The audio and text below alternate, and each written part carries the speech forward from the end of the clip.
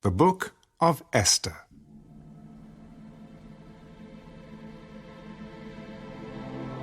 Now it came to pass, in the days of Ahasuerus, this was the Ahasuerus who reigned over 127 provinces from India to Ethiopia. In those days, when King Ahasuerus sat on the throne of his kingdom, which was in Shushan the citadel, that in the 3rd year of his reign he made a feast for all his officials and servants, the powers of Persia and Media, the nobles and the princes of the provinces being before him, when he showed the riches of his glorious kingdom and the splendor of his excellent majesty for many days, 180 days in all. And when these days were completed, the king made a feast lasting 7 days for all the people who were present in Shushan the citadel, from great to small, in the court of the garden of the king's palace. There were white and blue linen curtains fastened with cords of fine linen and purple on silver rods and marble pillars, and the couches were of gold and silver on a mosaic pavement of alabaster, turquoise, and white and black marble. And they served drinks in golden vessels, each vessel being different from the other, with royal wine in abundance, according to the generosity of the king. In accordance with the law, the drinking was not compulsory, for so the king had ordered all the officers of his household that they should do according to each man's pleasure. Queen Vashti also made a feast for the women in the royal palace which belonged to King Ahasuerus. On the 7th day, when the heart of the king was merry with wine, he commanded Mehuman, Biztha, Harbona, Bigtha, Abagtha, Zethar, and Carcass, 7 eunuchs, who served in the presence of King Ahasuerus, to bring Queen Vashti before the king, wearing her royal crown, in order to show her beauty to the people and the officials, for she was beautiful to behold. But Queen Vashti refused to come at the king's command, brought by his eunuchs. Therefore the king was furious, and his anger burned within him. Then the king said to the wise men who understood the times, for this was the king's manner toward all who knew law and justice, those closest to him being Karshina, Shetha, Admatha, Tarshish, Meres, Marsina, and Memucan, the 7 princes of Persia and Media, who had access to the king's presence and who ranked highest in the kingdom. What shall we do to Queen Vashti according to law? Because she did not obey the command of King Ahasuerus, brought to her by the eunuchs. And Memucan answered before the king and the princes, Queen Vashti has not only wronged the king, but also all the princes and all the people who are in all the provinces of King Ahasuerus. For the queen's behavior will become known to all women, so that they will despise their husbands in their eyes, when they report King Ahasuerus commanded Queen Vashti to be brought in before him, but she did not come. This very day, the noble ladies of Persia and Media will say to all the king's officials that they have heard of the behavior of the queen. Thus there will be excessive contempt and wrath. If it pleases the king, let a royal decree go out from him, and let it be recorded in the laws of the Persians and the Medes, so that it will not be altered, that Vashti shall come no more before King Ahasuerus, and let the king give her royal position to another who is better than she. When the king's decree which he will make is proclaimed throughout all his empire, for it is great, all wives will honor their husbands, both great and small. And the reply pleased the king and the princes, and the king did according to the word of Memucan. Then he sent letters to all the king's provinces, to each province in its own script, and to every people in their own language, that each man should be master in his own house, and speak in the language of his own people.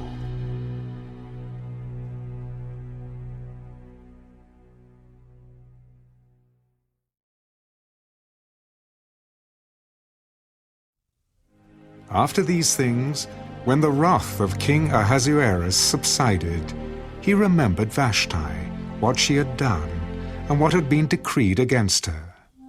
Then the king's servants who attended him said, "Let beautiful young virgins be sought for the king, and let the king appoint officers in all the provinces of his kingdom, that they may gather all the beautiful young virgins to Shushan the citadel, into the women's quarters, under the custody of Hegai the king's eunuch, custodian of the women.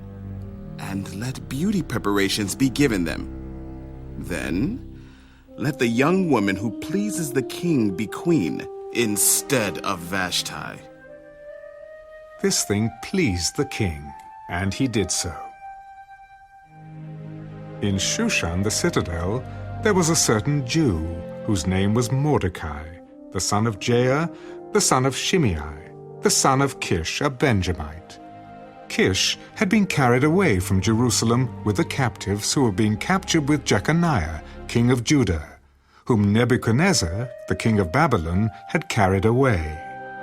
And Mordecai had brought up Hadassah, that is, Esther, his uncle's daughter, for she had neither father nor mother. The young woman was lovely and beautiful. When her father and mother died, Mordecai took her as his own daughter. So it was, when the king's command and decree were heard, and when many young women were gathered at Shushan the citadel, under the custody of Hegai, that Esther also was taken to the king's palace, into the care of Hegai, the custodian of the women. Now the young woman pleased him, and she obtained his favor. So he readily gave beauty preparations to her, besides her allowance. Then 7 choice maidservants were provided for her from the king's palace, and he moved her and her maidservants to the best place in the house of the women.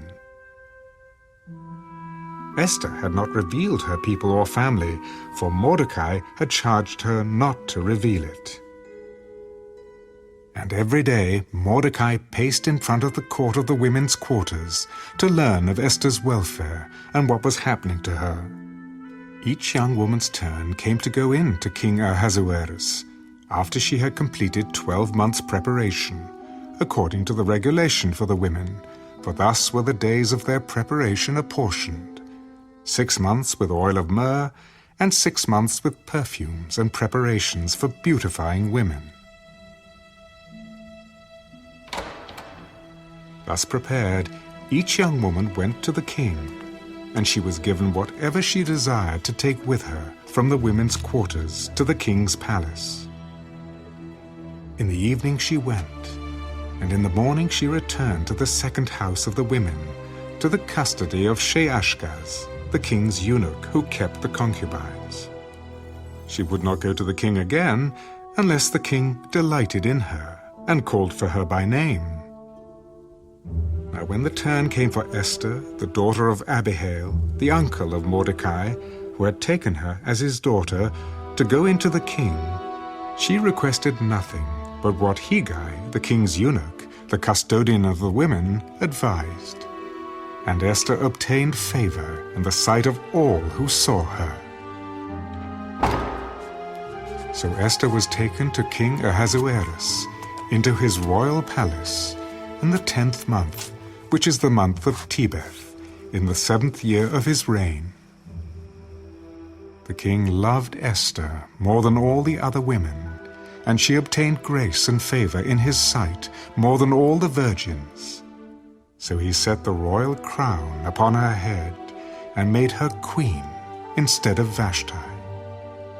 Then the king made a great feast, the feast of Esther, for all his officials and servants, and he proclaimed a holiday in the provinces and gave gifts according to the generosity of a king. When virgins were gathered together a second time, Mordecai sat within the king's gate. Now Esther had not revealed her family and her people, just as Mordecai had charged her. For Esther obeyed the command of Mordecai as when she was brought up by him. In those days, while Mordecai sat within the king's gate, two of the king's eunuchs, Bigthan and Teresh, doorkeepers, became furious and sought to lay hands on King Ahasuerus. So the matter became known to Mordecai, who told Queen Esther, and Esther informed the king in Mordecai's name. And when an inquiry was made into the matter, it was confirmed, and both were hanged on a gallows.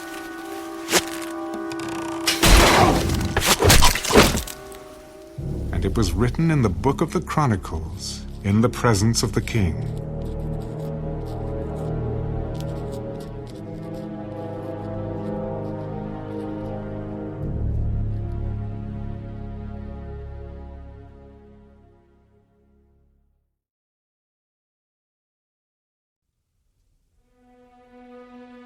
After these things, King Ahasuerus promoted Haman, the son of Hammedatha, the Agagite, and advanced him, and set his seat above all the princes who were with him.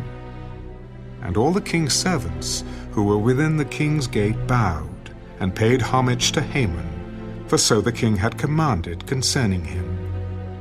But Mordecai would not bow or pay homage. Then the king's servants, who were within the king's gate, said to Mordecai, "Why do you transgress the king's command?"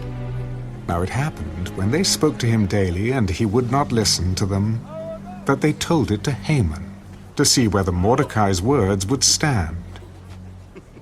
For Mordecai had told them that he was a Jew. When Haman saw that Mordecai did not bow or pay him homage, Haman was filled with wrath. But he disdained to lay hands on Mordecai alone, for they had told him of the people of Mordecai. Instead, Haman sought to destroy all the Jews who were throughout the whole kingdom of Ahasuerus, the people of Mordecai. In the first month, which is the month of Nisan, in the 12th year of King Ahasuerus, they cast pur, that is, the lot, before Haman to determine the day and the month, until it fell on the 12th month, which is the month of Adar. Then Haman said to King Ahasuerus, "There is a certain people scattered and dispersed among the people in all the provinces of your kingdom. Their laws are different from all other people's, and they do not keep the king's laws. Therefore, it is not fitting for the king to let them remain. If it pleases the king, let a decree be written that they be destroyed, and I will pay 10,000 talents of silver into the hands of those who do the work to bring it into the king's treasuries." So the king took his signet ring from his hand and gave it to Haman, the son of Hammedatha, the Agagite, the enemy of the Jews.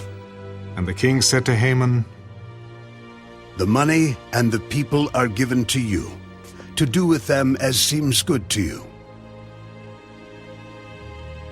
Then the king's scribes were called on the 13th day of the first month, and a decree was written according to all that Haman commanded, to the king's satraps, to the governors who were over each province, to the officials of all people, to every province according to its script, and to every people in their language. In the name of King Ahasuerus it was written and sealed with the king's signet ring. And the letters were sent by couriers into all the king's provinces, to destroy, to kill, and to annihilate all the Jews, both young and old, little children and women, in one day, on the 13th day of the 12th month, which is the month of Adar, and to plunder their possessions. A copy of the document was to be issued as law in every province, being published for all people, that they should be ready for that day. The couriers went out, hastened by the king's command, and the decree was proclaimed in Shushan the citadel. So the king and Haman sat down to drink, but the city of Shushan was perplexed.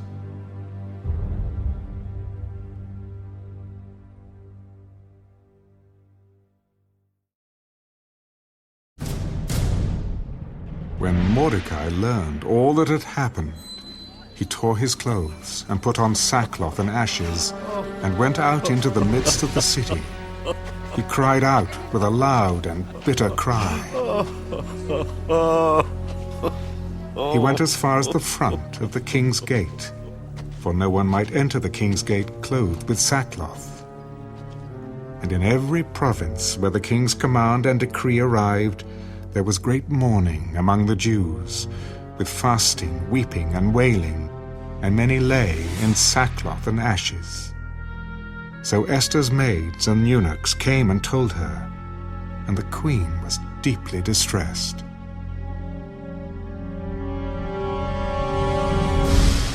Then she sent garments to clothe Mordecai and take his sackcloth away from him, but he would not accept them. Then Esther called Hathach, one of the king's eunuchs, whom he had appointed to attend her, and she gave him a command concerning Mordecai to learn what and why this was. So Hathach went out to Mordecai in the city square that was in front of the king's gate, and Mordecai told him all that had happened to him, and the sum of money that Haman had promised to pay into the king's treasuries to destroy the Jews. He also gave him a copy of the written decree for their destruction, which was given at Shushan, that he might show it to Esther and explain it to her, and that he might command her to go into the king to make supplication to him and plead before him for her people. So Hathach returned and told Esther the words of Mordecai. Then Esther spoke to Hathach and gave him a command for Mordecai. All the king's servants and the people of the king's provinces know that any man or woman who goes into the inner court to the king, who has not been called, he has but one law: put all to death, except the one to whom the king holds out the golden scepter, that he may live. Yet I myself have not been called to go into the king these 30 days. So they told Mordecai Esther's words, and Mordecai told them to answer Esther, Do not think in your heart that you will escape in the king's palace any more than all the other Jews. For if you remain completely silent at this time, relief and deliverance will arise for the Jews from another place. But you and your father's house will perish. Yet, who knows whether you have come to the kingdom for such a time as this? Then Esther told them to reply to Mordecai. Go, gather all the Jews who are present in Shushan, and fast for me. Neither eat nor drink for 3 days, night or day. My maids and I will fast likewise. And so I will go to the king, which is against the law, and if I perish, I perish.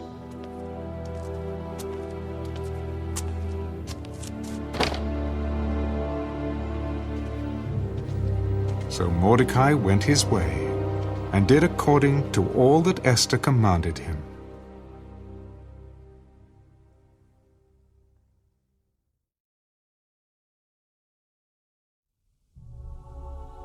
Now it happened on the 3rd day that Esther put on her royal robes and stood in the inner court of the king's palace, across from the king's house, while the king sat on his royal throne in the royal house, facing the entrance of the house. So it was, when the king saw Queen Esther standing in the court, that she found favor in his sight. And the king held out to Esther the golden scepter, that was in his hand. Then Esther went near and touched the top of the scepter. And the king said to her, What do you wish, Queen Esther? What is your request? It shall be given to you, up to half the kingdom. If it pleases the king, let the king and Haman come today to the banquet that I have prepared for him. Bring Haman quickly, that he may do as Esther has said. So the king and Haman went to the banquet that Esther had prepared. At the banquet of wine, the king said to Esther, What is your petition? It shall be granted you. What is your request? Up to half the kingdom. It shall be done. My petition and request is this. If I have found favor in the sight of the king, and if it pleases the king to grant my petition and fulfill my request, then let the king and Haman come to the banquet which I will prepare for them, and tomorrow I will do as the king has said. So Haman went out that day joyful and with a glad heart. But when Haman saw Mordecai in the king's gate, and that he did not stand or tremble before him, he was filled with indignation against Mordecai. Nevertheless, Haman restrained himself and went home. And he sent and called for his friends and his wife Zeresh. Then Haman told them of his great riches, the multitude of his children, everything in which the king had promoted him, and how he had advanced him above the officials and servants of the king. Besides, Queen Esther invited no one but me to come in with the king to the banquet that she prepared. And tomorrow, I am again invited by her, along with the king. Yet all this avails me nothing, so long as I see Mordecai, the Jew, sitting at the king's gate. Then his wife Zeresh and all his friends said to him, Let a gallows be made, 50 cubits high, and in the morning suggest to the king that Mordecai be hanged on it. Then go merrily with the king to the banquet. And the thing pleased Haman. So he had the gallows made.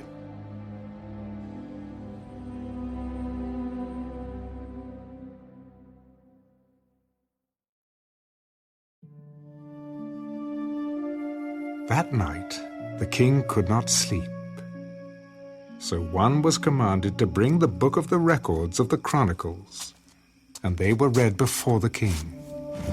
And it was found written that Mordecai had told of Bigthana and Teresh, two of the king's eunuchs, the doorkeepers who had sought to lay hands on King Ahasuerus. Then the king said, What honor or dignity has been bestowed upon Mordecai for this? Nothing has been done for him. Who is in the court? Now Haman had just entered the outer court of the king's palace to suggest that the king hang Mordecai on the gallows that he had prepared for him. The king's servant said to him, Haman is there, standing in the court. Let him come in. So Haman came in, and the king asked him, What shall be done for the man whom the king delights to honor? Now Haman thought in his heart, Whom would the king delight to honor more than me? For the man whom the king delights to honor, let a royal robe be brought which the king has worn, and a horse on which the king has ridden, which has a royal crest placed on its head. Then let this robe and horse be delivered to the hand of one of the king's most noble princes, that he may array the man whom the king delights to honor. Then parade him on horseback through the city square and proclaim before him, Thus shall it be done to the man whom the king delights to honor. Hurry. Take the robe and the horse, as you have suggested. and do so for Mordecai, the Jew who sits within the king's gate. Leave nothing undone of all that you have spoken.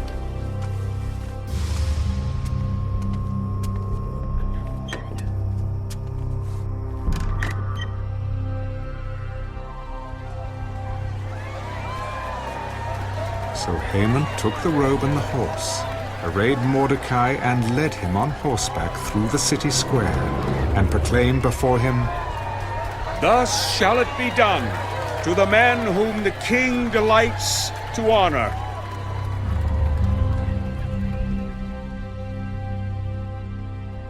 Afterward, Mordecai went back to the king's gate. But Haman hurried to his house, mourning and with his head covered.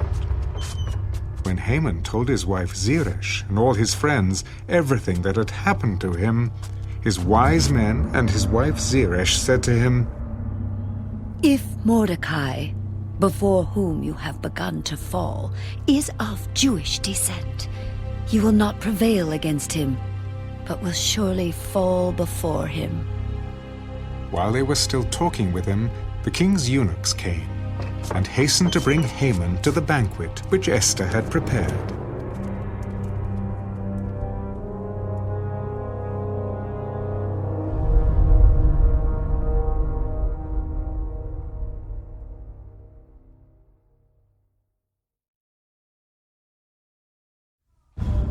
So the king and Haman went to dine with Queen Esther.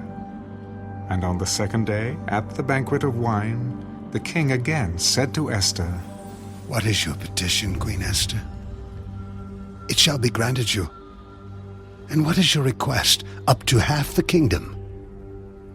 It shall be done. If I have found favor in your sight, O king, and if it pleases the king, let my life be given me at my petition, and my people at my request. For we have been sold, my people and I, to be destroyed, to be killed, and to be annihilated. Had we been sold as male and female slaves, I would have held my tongue, although the enemy could never compensate for the king's loss. Who is he? And where is he who would dare presume in his heart to do such a thing? The adversary and enemy is this wicked Haman. So Haman was terrified before the king and queen. Then the king arose in his wrath from the banquet of wine and went into the palace garden. But Haman stood before Queen Esther, pleading for his life, for he saw that evil was determined against him by the king. When the king returned from the palace garden to the place of the banquet of wine, Haman had fallen across the couch where Esther was. Then the king said, Will he also assault the queen while I am in the house? As the word left the king's mouth, they covered Haman's face. Now Harbona, one of the eunuchs, said to the king, Look, the gallows, 50 cubits high, which Haman made for Mordecai, who spoke good on the king's behalf, is standing at the house of Haman. Hang him on it.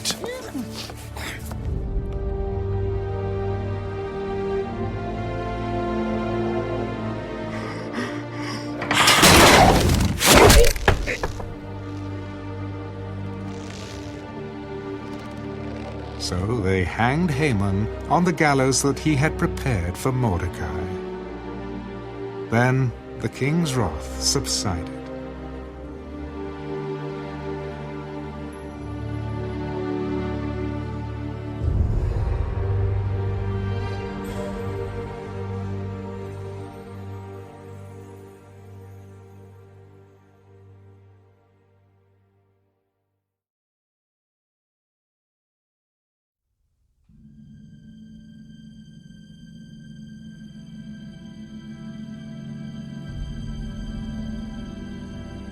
On that day, King Ahasuerus gave Queen Esther the house of Haman, the enemy of the Jews.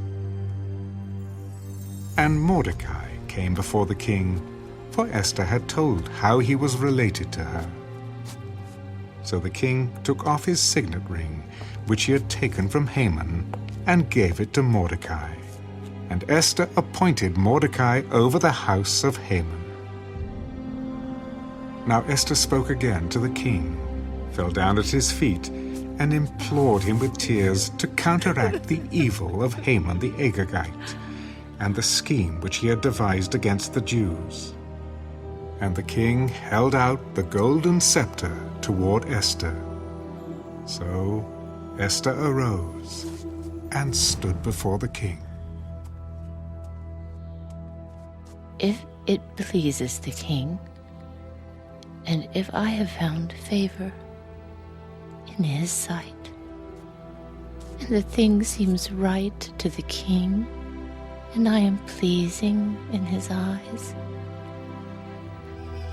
let it be written to revoke the letters devised by Haman, the son of Hammedatha the Agagite, which he wrote to annihilate the Jews who are in all the king's provinces. For how can I endure to see the evil that will come to my people?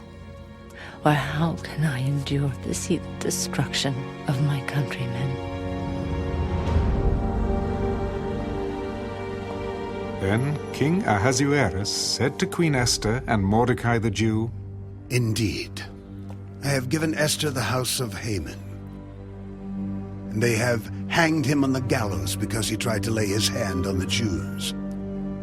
You yourselves write a decree concerning the Jews as you please, in the king's name, and seal it with the king's signet ring. For whatever is written in the king's name and sealed with the king's signet ring, no one can revoke. So the king's scribes were called at that time, in the 3rd month, which is the month of Sivan, on the 23rd day. And it was written, according to all that Mordecai commanded, to the Jews, the satraps, the governors, and the princes of the provinces, from India to Ethiopia, 127 provinces in all, to every province in its own script, to every people in their own language, and to the Jews in their own script and language. And he wrote in the name of King Ahasuerus, sealed it with the king's signet ring, and sent letters by couriers on horseback, riding on royal horses bred from swift steeds. By these letters, the king permitted the Jews who were in every city to gather together and protect their lives, to destroy, kill, and annihilate all the forces of any people or province that would assault them, both little children and women, and to plunder their possessions, on one day in all the provinces of King Ahasuerus, on the 13th day of the 12th month, which is the month of Adar. A copy of the document was to be issued as a decree in every province and published for all people, so that the Jews would be ready on that day to avenge themselves on their enemies. Couriers who rode on royal horses went out, hastened and pressed on by the king's command, and the decree was issued in Shushan the citadel. So Mordecai went out from the presence of the king in royal apparel of blue and white, with a great crown of gold, and a garment of fine linen and purple. And the city of Shushan rejoiced and was glad. The Jews had light and gladness, joy and honor. And in every province and city, wherever the king's command and decree came, the Jews had joy and gladness, a feast and a holiday. Then many of the people of the land became Jews, because fear of the Jews fell upon them.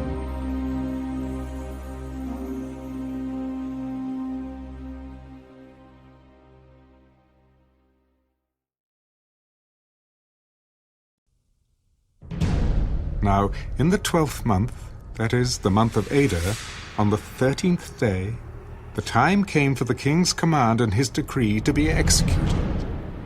On the day that the enemies of the Jews had hoped to overpower them, the opposite occurred, in that the Jews themselves overpowered those who hated them.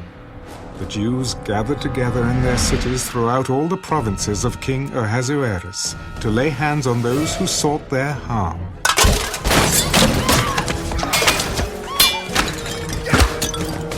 And no one could withstand them, because fear of them fell upon all people. And all the officials of the provinces, the satraps, the governors, and all those doing the king's work helped the Jews, because the fear of Mordecai fell upon them.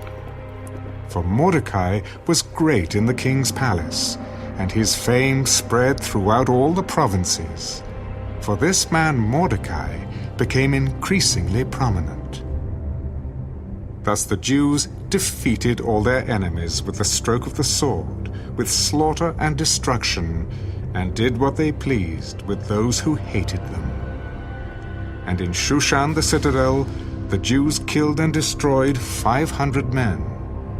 Also in Parshandatha, Dalphon, Aspatha, Poratha, Adalia, Aridatha, Parmashta, Arizai, Aridai, and Vajezatha, the 10 sons of Haman, the son of Hammedatha, the enemy of the Jews, they killed. But they did not lay a hand on the plunder. On that day, the number of those who were killed in Shushan the citadel was brought to the king.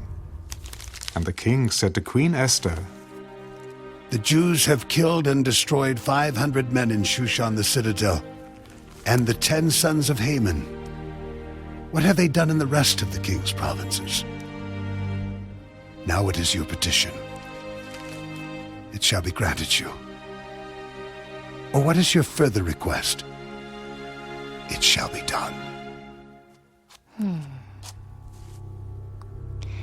If it pleases the king, let it be granted to the Jews who are in Shushan to do again tomorrow according to today's decree, and let Haman's 10 sons be hanged on the gallows. So the king commanded this to be done.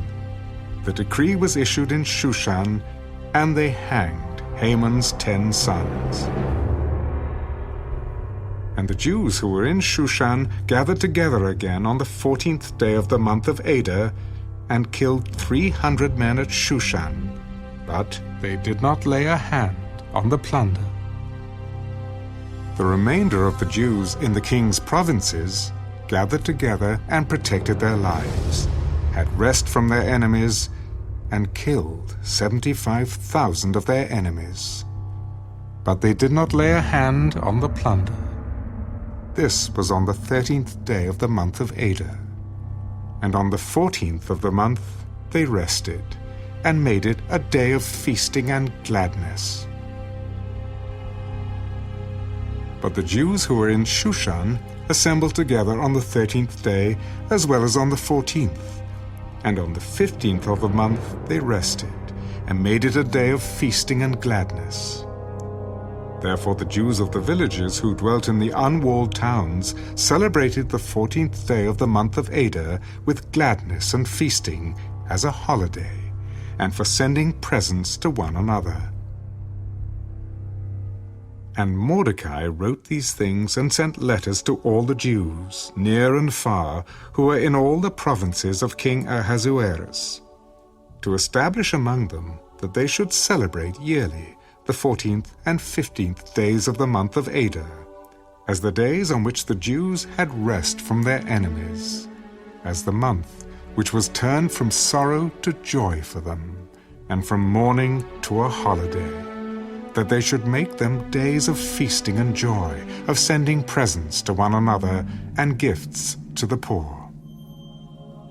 So the Jews accepted the custom which they had begun, as Mordecai had written to them, because Haman the son of Hammedatha the Agagite the enemy of all the Jews, had plotted against the Jews to annihilate them, and had cast Pur, that is, the lot, to consume them and destroy them.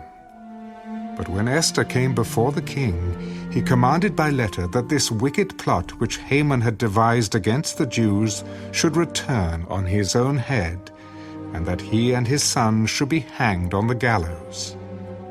So they called these days Purim, after the name Pur. Therefore, because of all the words of this letter, what they had seen concerning this matter, and what had happened to them, the Jews established and imposed it upon themselves and their descendants, and all who would join them, that without fail they should celebrate these 2 days every year, according to the written instructions, and according to the prescribed time, that these days should be remembered and kept throughout every generation, every family, every province, and every city, that these days of Purim should not fail to be observed among the Jews, and that the memory of them should not perish among their descendants. Then Queen Esther, the daughter of Abihail, with Mordecai the Jew, wrote with full authority to confirm this second letter about Purim. And Mordecai sent letters to all the Jews, to the 127 provinces of the kingdom of Ahasuerus, with words of peace and truth, to confirm these days of Purim at their appointed time, as Mordecai the Jew and Queen Esther had prescribed for them, and as they had decreed for themselves and their descendants concerning matters of their fasting and lamenting. So the decree of Esther confirmed these matters of Purim, and it was written in the book.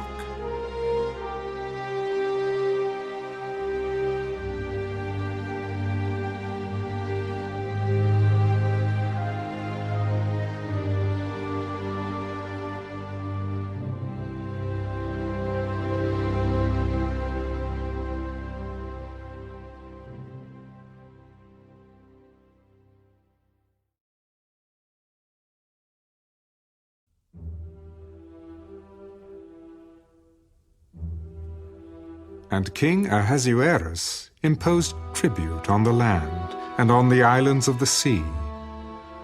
Now all the acts of his power and his might, and the account of the greatness of Mordecai, to which the king advanced him, are they not written in the book of the chronicles of the kings of Media and Persia?